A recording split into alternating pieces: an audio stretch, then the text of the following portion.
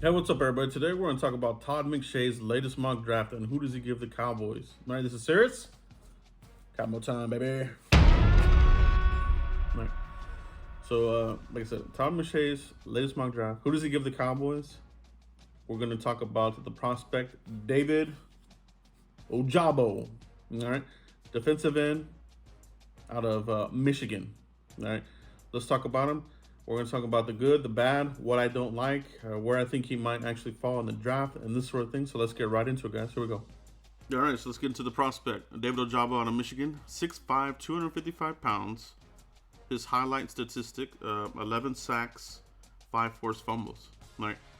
Now, the one thing that you need to keep in mind about David Ojabo, he's what you would call a one-year wonder. All right. This is really the most production that he's had in his career, and I think he probably would have done better, to return back to Michigan for another season. All right. Now, we're gonna break down some film, but let's get into why McShay picked him here. All right. So let's go over that. All right, so Dallas drafted a star in Michael Parsons last April, but the linebacker was forced into more of an edge rush role last season due to injuries. The question for Dallas is, where does it want to predominantly play him going forward? In my eyes, the key is to answer that question and then focus on the other area. Free Parsons up to be even more dominant. The Cowboys could look hard at linebacker crop and let Parsons rush the QB more, but it'd be difficult for them to pass on the Ojabo. Parsons had 13 sacks, but Gregory 6, Dorrance 5. Okay, and he goes on to say the rest of that there. So that's kind of the reasoning there. It's an interesting take, and we're going to break down the film here in a little bit. And I want to get into Dane Brugler's comments on David Ojabo, and this is coming off of his latest release of his top 100. I think this is very accurate. An athletic rusher with a long, nimble frame, Ojabo has the balanced feet and hip flexibility developed from years of basketball and soccer training to work tight spaces and grease the edge as a pass rusher. His defensive role shouldn't be restricted only to rushing the passer, but he needs to improve his functional strength and body positioning to make plays in the run game. Ojabo is admittedly still learning various aspects of football, but he's naturally explosive with the upfield burst and stride length to overwhelm tackles with arc speed. He projects as a sub-package rusher as a rookie with Pro Bowl potential down the road.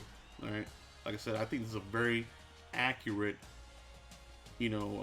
overall profile of Ojabo, and we're gonna see this in my film breakdown. So let's get into the film now.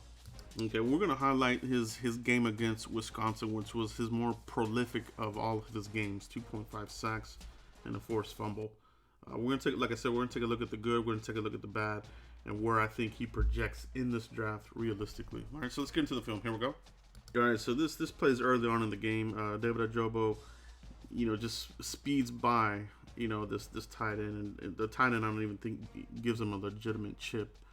But this is where he really excels. If he's unabated to the quarterback for the most part, he'll make the play.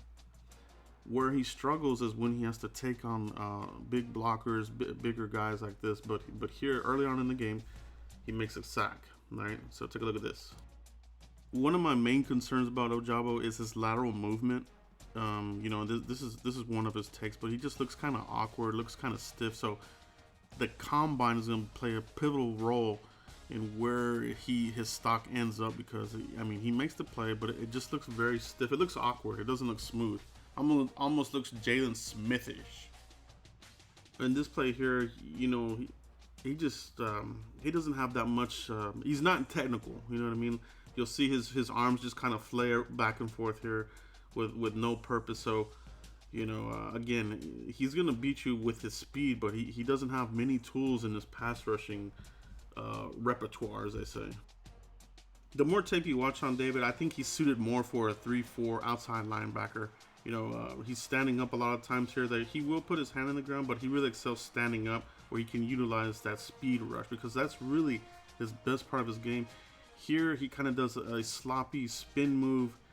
It just doesn't execute it very well, and just gets gobbled up by the tackle. Okay, so this is what I was just talking about. The hand in the ground here, but for the most part, he's usually standing up.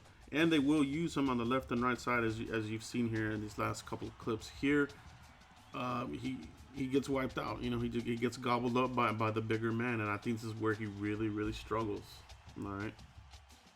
Okay, so here's an example of where he will succeed. You know, kind of unabated. You know, he blasts right past the tackle there and makes the play on the quarterback. So situational, you know, type of player. Like I said, not really an every down guy. In my opinion, you know, he's built kind of thin. You know, his calves are a little thin. I think he needs to get in the weight room and get a little bit bigger there. But take a look at the play here. One of Ojabo's bigger knocks in his draft profile is the ability to stop the run. And here you'll see an example of him kind of getting involved in the scrum. This kind of reminds me of Byron Jones, where he'll get in there, but he doesn't really want to be in that action. And again, you'll see his lateral movement. You'll see it here again. It just like I said, it doesn't look smooth. I'm gonna see how does he look in the combine. That's gonna be huge for him because it doesn't look smooth at all. Okay, here's another play of you know, you'll take another look at his lateral movement, and just looks a little bit apprehensive in wanting to get into the scrum there to get involved in the run play. So take a look at this play here. All right, guys, and we'll close it out with this play here. And really, this is what I've been saying all along. His specialty is off the edge, screaming off the edge with the speed. Okay, that's where he'll beat you. He doesn't have a bull rush move. He doesn't really have a swim move. His spin move is sloppy. Lateral movement, you know, he's a nickel package type of player, rotational player. It reminds me of a Harold Landry who went later. You know, he was you know, a day 2, day 3 pick, and you know, for him to be getting talked about as being a top pick blows my freaking mind. So you got to do your work. You got to do your film study on these players and go with what you're seeing. You know what I mean? I just don't see him as a first-round player. You know, talk to me at the end of the second, third round, I'll feel more comfortable. But a first-round player, situational, raw, not for me, man. All right, guys. So that's my breakdown of David Ojabo. Like I said, I myself am not high on this player at all. You know, he's more of a rotational player, like I said, and you just don't draft rotational players in the first round, let alone high in the first round. So, you know, I'm from what I've seen from the games I've seen, I don't see it. I don't see it. You know what I mean? So, somebody's going to overdraft the hell out of David Ojabo, and I hope it's not the Cowboys. All right? I hope it's not us. But, guys, let me know what you guys think about Todd McShay's latest, you know, prospect to the Cowboys, David Ojabo. Continue to like, subscribe, and share. I'll catch you for the next one, guys. Peace.